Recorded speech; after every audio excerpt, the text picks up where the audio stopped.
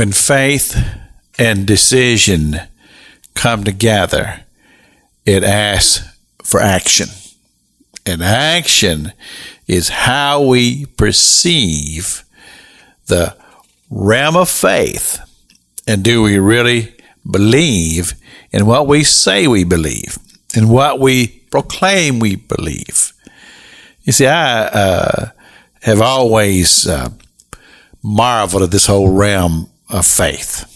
And as I grew in my Christian life from a very young man to an older person to the age that I am now, I have watched and observed this thing called faith. And I've heard the great faith teachers and what they call the name it and the claim it and all of those different things. And I've just simply realized that faith is a journey and it's a process, and we grow in our faith. And truth is that if we don't exercise our faith in a regular manner, we will digress. And when it comes to the time when we really need our faith to sustain us, we'll find ourselves in a weakened state. And next thing you know, we'll be making pronouncements of gloom and doom like the widow of Zarephath did when she said, I'm going to take these 2 sticks, I'm going to build me a little fire, I'm going to take my little bit of meal and my little bit of oil, and I'm going to make me a little cake, and me and my son are going to sit down, we're going to eat it, and then we're going to die. And that was her pronouncement. But when the prophet came along, he stirred something within her. And I asked a question yesterday on the broadcast. I said, was this the moving of God in her life even before Elijah showed up into the city of Zarephath? Because Jesus talked about it in chapter 4 of the Gospel of Luke. It says that Jesus identified this woman. He said there were many, many widows in Israel in those days, but God chose that woman.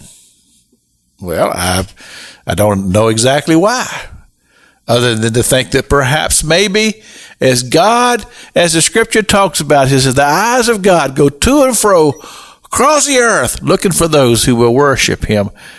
And perhaps when his eyes landed upon this woman, he says, there is a woman that I believe will respond to the prompting and the wooing of God and allow faith to arise within her to bring forth the miraculous. But what I left you with yesterday on the broadcast was this simple question. Is it, what is too hard for God in our own mind?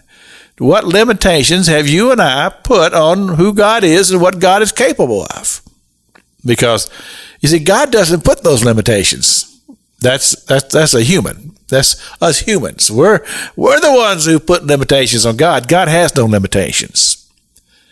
But we look into the realm of the possible versus the impossible.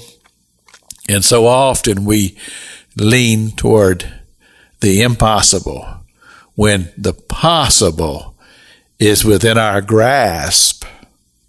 But we have to allow ourselves to rise in the spiritual realm to allow faith to prevail. This is Pastor Jack King with the gospel on the radio broadcast.